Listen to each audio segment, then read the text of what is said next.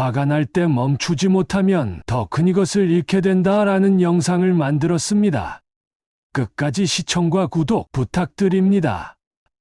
감정적인 말 한마디가 직장이나 친구, 가족 간에게도 상처를 주었던 경험 누구나 한 번쯤 있을 것입니다. 특히 감정 때문에 큰일을 그르친 적이 있을 겁니다. 감정내는 순간은 잠깐이지만 상처는 오래 남습니다. 심리학자들은 말합니다. 화가 날 때 멈춰라. 그러나 실천은 어렵죠. 순간의 분노가 지나고 나서야 돌이킬 수 없는 상황을 맞습니다.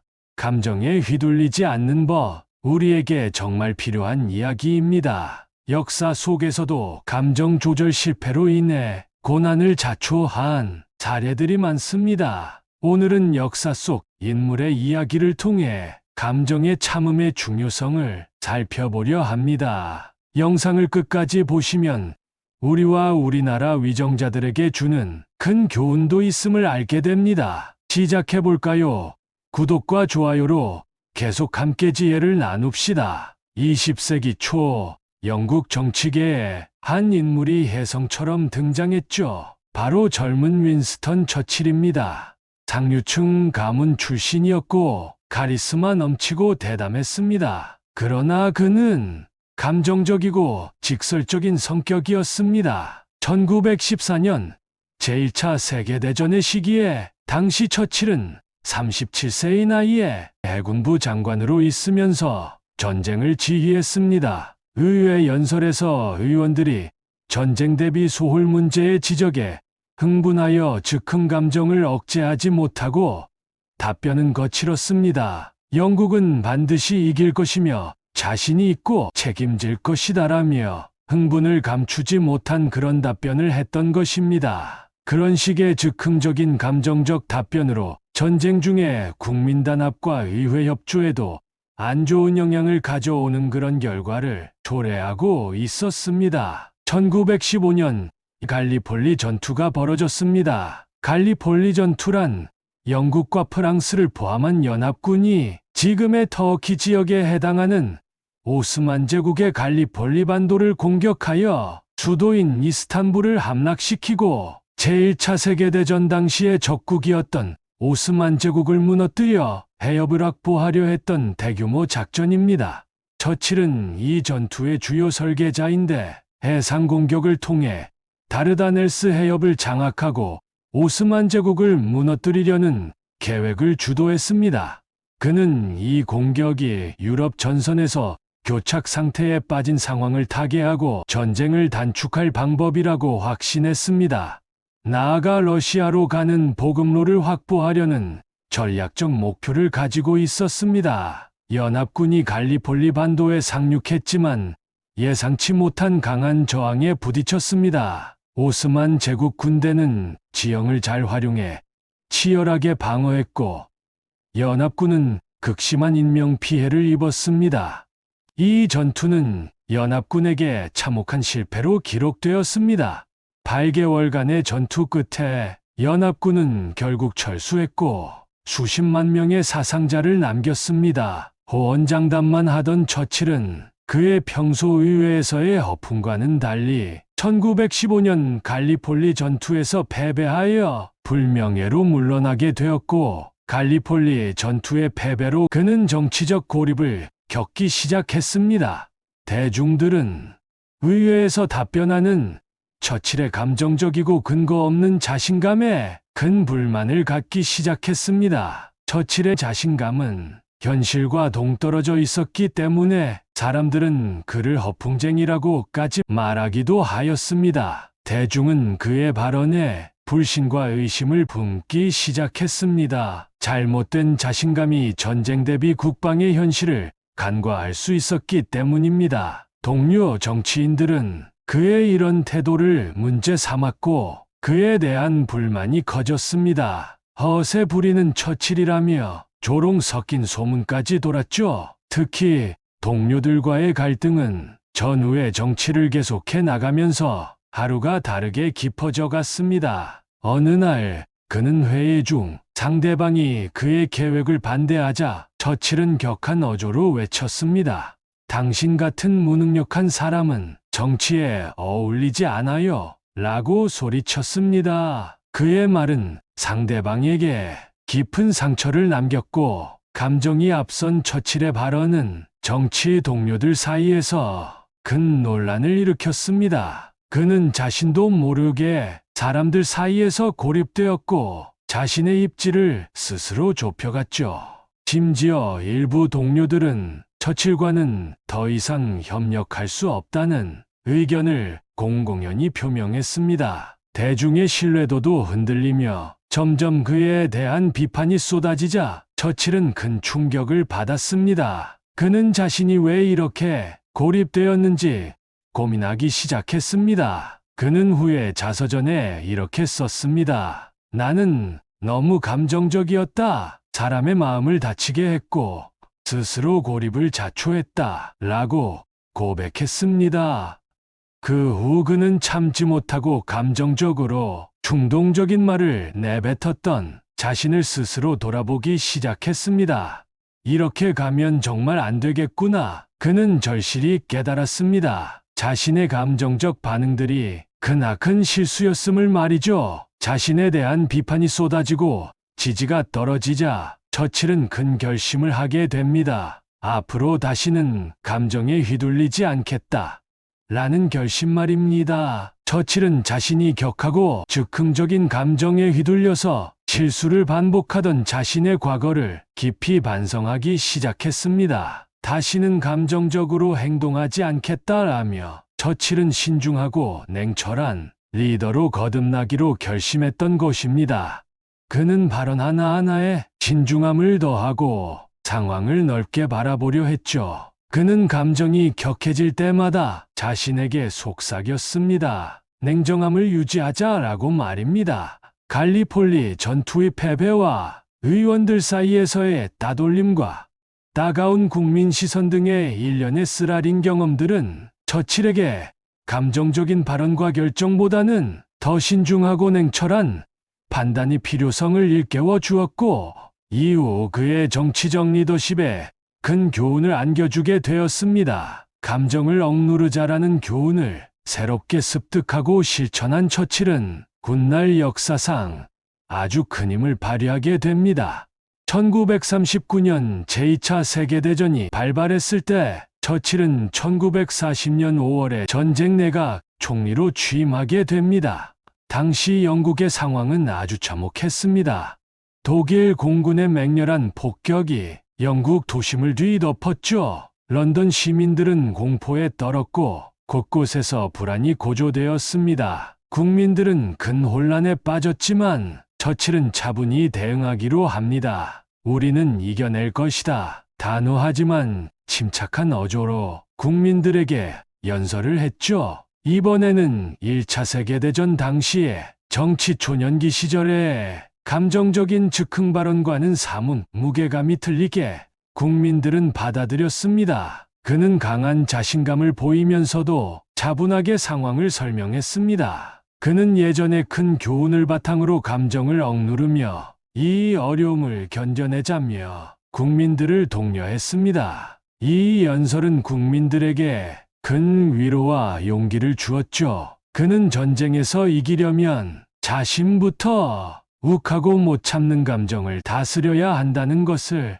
확신했습니다. 처칠은 매일 전황을 점검하며 냉철하게 대응했습니다. 독일이 런던 등을 폭격하는 참혹한 소식이 계속 전해졌지만 예전처럼 조급하지도 않았고 화내는 감정을 참지 못한 즉흥적인 잘못된 결정을 내리지도 않았습니다. 우리가 해야 할 일을 하자며 그는 침착하게 참모들을 격려했고 동요하는 국민들에게 희망을 심어주었습니다. 그의 차분한 리더십은 점차 영국 전체에 퍼져갔죠. 독일군의 공세가 계속되던 중 처칠은 자신의 감정을 억누르며 최고의 결단을 내리게 됩니다.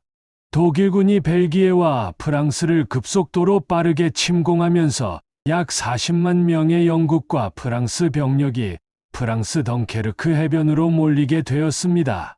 독일군의 포위 속에서 이 병력들이 잘못하면 전멸하리기에 처했습니다. 처칠은 감정을 절제하고 긴급 철수를 결정했습니다.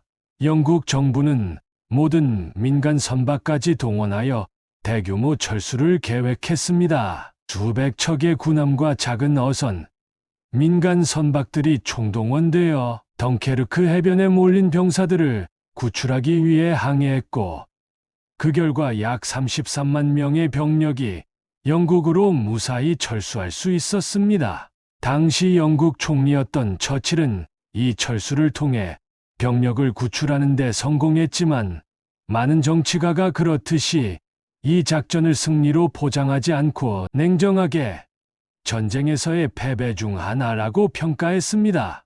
덩케르크 철수는 절망적인 상황에서도 포기하지 않는 영국인의 정신을 상징하며 처칠의 강력한 리더십과 의지가 빛났던 순간 중 하나로 평가받고 있습니다. 처칠이 만약 감정에 못 이겨 참지 못하고 즉흥적인 결정을 했었더라면 철수를 명령하지 않았거나 철수작전의 우왕좌왕으로 더 큰 인명 손실을 가져왔을 것입니다.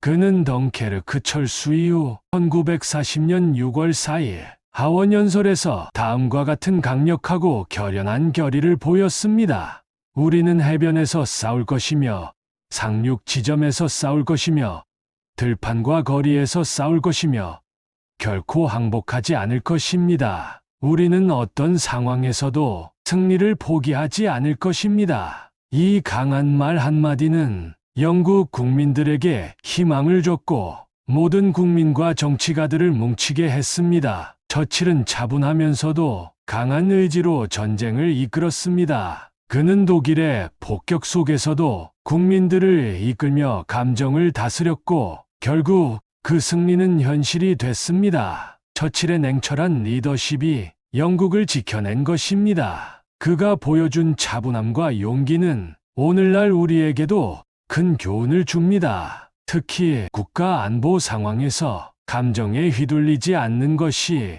얼마나 중요한지 알 수 있죠. 감정적인 판단은 위기 상황에서 오히려 혼란을 가져올 수 있습니다. 처칠의 냉철한 판단과 결단은 위기 속에서 빛났고 그가 영국을 승리로 이끈 진정한 지도자였음을 증명했습니다.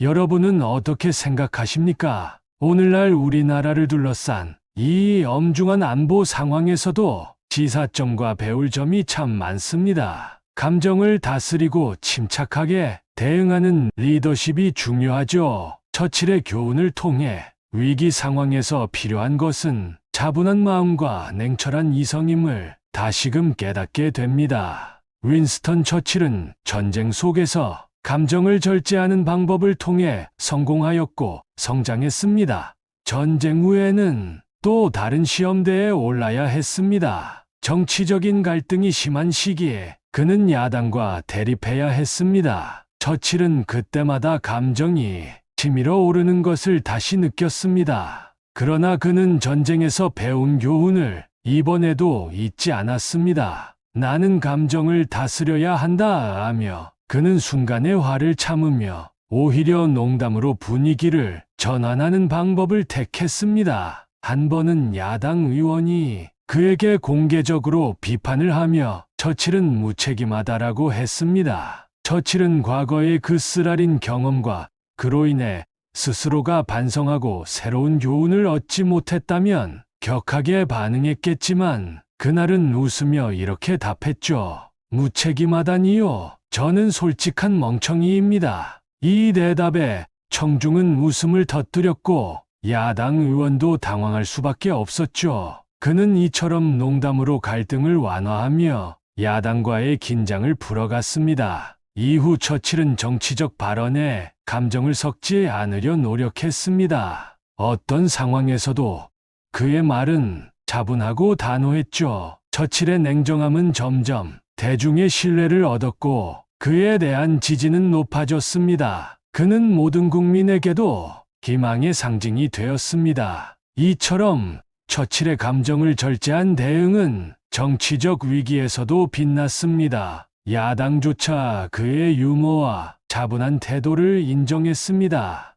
그는 정치인으로서도 진정한 리더가 되었습니다. 국민과 야당의 전폭적인 지지로 그의 위치는 더욱 확고해졌죠. 우리는 처칠의 결단력에서 많은 교훈을 얻습니다. 이는 그가 즉흥적인 감정에 휘둘리지 않고 항상 냉철하게 대처한 것이 그를 국민들이 지지하게 만든 비결인 것이었습니다. 위기 앞에서 차분한 결단이 얼마나 중요한지 보여주었습니다. 처칠의 이런 점은 지금도 높이 평가받고 있습니다. 오늘날 한국의 안보 상황은 매우 불안정한 상태입니다. 이럴 때일수록 우리 지도자들과 정치인들은 국가를 위해 감정을 절제하고 냉철하게 판단하는 것이 중요하다는 교훈을 다시 마음속에 새겨야 합니다.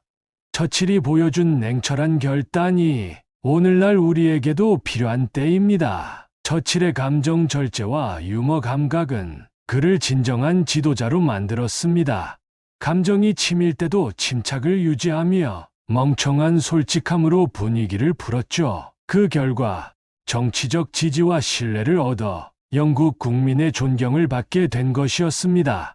오늘날 우리도 처칠의 교훈처럼 감정을 다스리고 신중함을 배우며 국가와 국민을 위해 더 나은 결정을 내려야 할 때입니다. 특히 안보와 같은 중요한 문제에서는 냉철한 판단이 더더욱 필요하죠. 모두가 더 침착한 리더십을 갖고 국가의 미래를 너나할 것 없이 다 함께 지켜나가길 바랍니다. 지혜로운 삶을 위한 작은 깨달음. 오늘은 처칠의 이야기를 통해 감정 절제와 신중함의 중요성을 다시 한번 되새겨봤습니다. 오늘 영상 어떠셨나요? 앞으로도 다양한 지혜와 교훈으로 여러분과 함께하겠습니다. 구독과 좋아요로 더 나은 내일을 만들어 가시길 바랍니다. 감사합니다. 여러분의 지혜로 채널이었습니다.